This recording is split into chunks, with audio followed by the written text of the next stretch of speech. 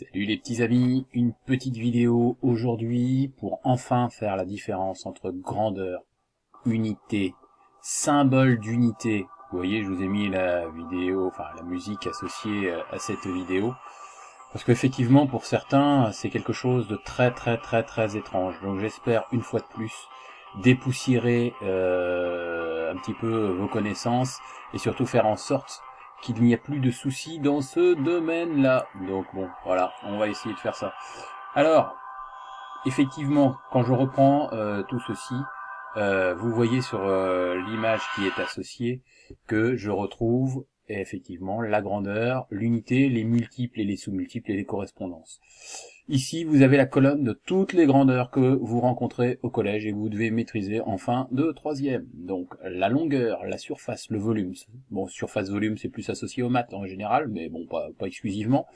Le temps, bien évidemment, la vitesse, la masse, l'intensité, la tension, la résistance électrique. Intensité, tension, résistance électrique en quatrième. La masse, attention à ne pas confondre avec le poids, ça, en cinquième, on est averti de ceci. La fréquence que nous verrons en troisième et la pression en quatrième. Donc vous voyez ici, ce sont les appellations des grandeurs, et véritablement des grandeurs. À ne pas confondre, avec les unités que vous retrouvez ici. Voilà. Donc la longueur, qui est bien une grandeur, a pour unité le mètre. Attention, ici quand on parle d'unité, c'est d'unité légale, c'est-à-dire l'unité de référence aux yeux de la loi scientifique. Après, bien évidemment, vous pouvez avoir des multiples et des sous-multiples de cette unité. D'accord? Donc les multiples, ici, vous avez par exemple le kilomètre, le décamètre, l'hectomètre. En général, on rajoute à chaque fois des préfixes. Les préfixes, ce sont les préfixes habituels, bien évidemment, déca, vous avez aussi pour les sous-multiples déci, centi, milli, micro, nano, tout ça on l'a vu. Voilà. Donc l'unité légale de temps, vous voyez ici, c'est la seconde, et ce n'est pas l'heure. Après, vous avez des multiples associés à cette unité.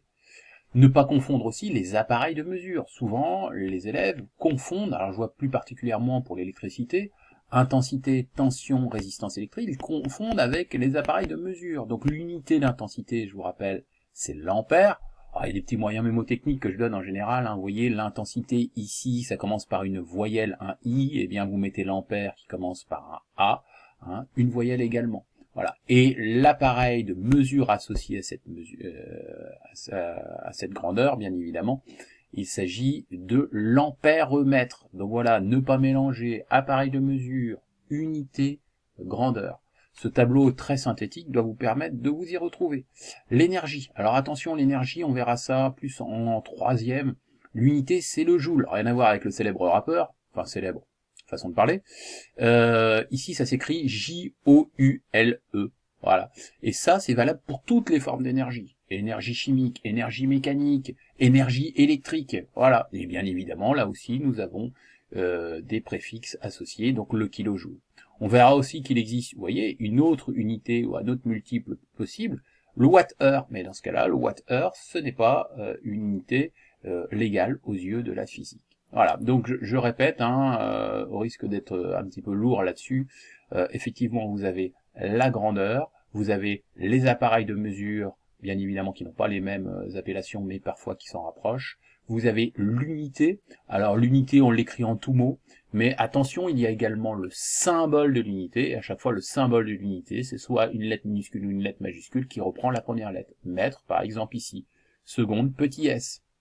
L'unité de vitesse, le mètre par seconde, m/s, petit s, kilogramme, kg, etc., etc. Là, on va mettre une lettre majuscule, ampère, volt. Pourquoi? Parce que ce sont des unités, qui sont associées à des noms propres. Donc, on va mettre des grandes lettres. Voilà. Là, c'est la lettre grecque oméga, qui est associée au ohm. J, joule, c'était effectivement une personne. Donc, on met une lettre majuscule. W majuscule pour James Watt, bien évidemment. Newton, père fondateur de la mécanique moderne, eh bien on met un grand N, voilà. Hertz, pareil, c'était un Allemand. Pascal, c'était également une personne, donc on met une lettre majuscule. Voilà pourquoi parfois vous avez des lettres majuscules et parfois vous avez des lettres minuscules.